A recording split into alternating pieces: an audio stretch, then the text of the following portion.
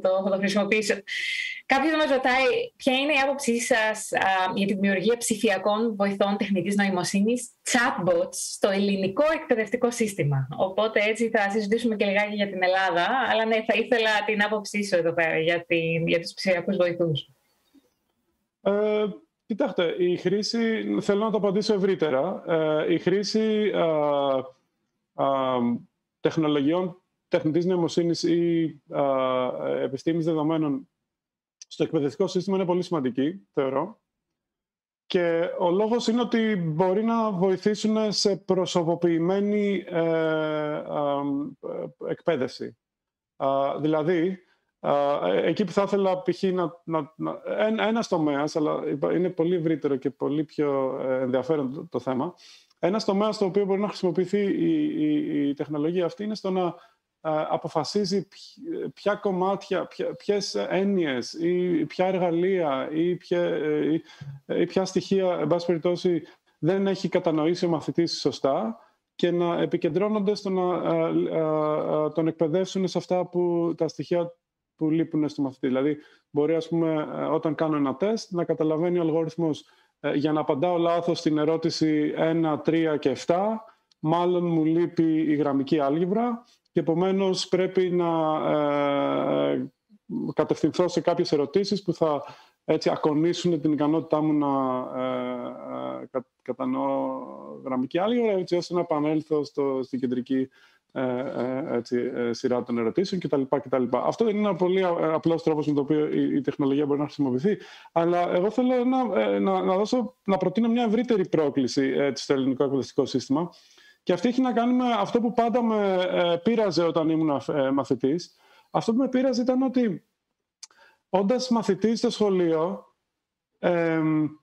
είχα πάντα την αίσθηση ότι είμαι σε ένα, ας πούμε, εκπαιδευτικό εργαστήριο, για να μην το πω εκπαιδευτικό, πώς το λένε, εργοστάσιο, που η σειρά μου είναι να βγω στον πραγματικό κόσμο σε 20 χρόνια.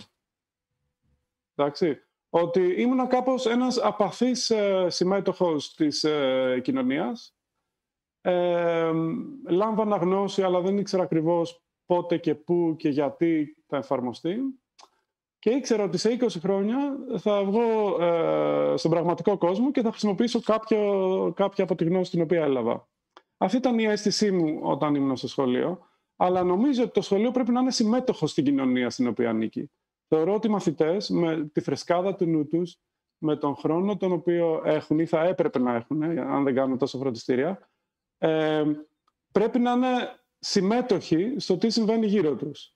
Και τα εργαλεία που έχουμε στη διάθεσή μας, ο προγραμματισμός, η τεχνητή νοημοσύνη και προφανώς τα γνωστικά πεδία, τα υπόλοιπα γνωστικά πεδία τα οποία μαθαίνουμε στο σχολείο, θα μπορούσαν οι μαθητές να τα χρησιμοποιούν για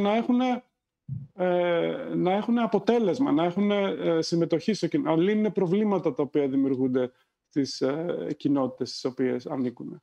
Αυτό θα ήθελα ευρύτερα, για να μην μιλήσουμε για πάρα πολύ συγκεκριμένα, θα ήθελα το σχολείο μας να είναι συμμέτοχο στην κοινωνία και να χρησιμοποιήσουμε αυτά τα εργαλεία για να έχουμε συμμετοχή.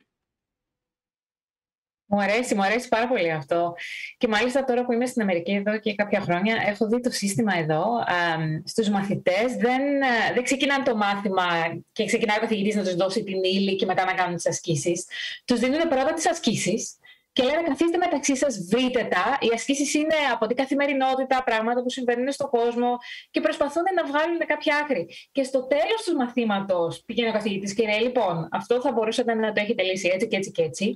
Και τα παιδιά συνειδητοποιούν ότι έχουν αυτή την κριτική σκέψη, συνεργάζονται μαζί, ξεκινάνε χωρίς να έχουν ένα μπούσουλα που λένε και καταφέρουν να φτάσουν μέχρι ένα σημείο. Οπότε συμφωνώ απόλυτα.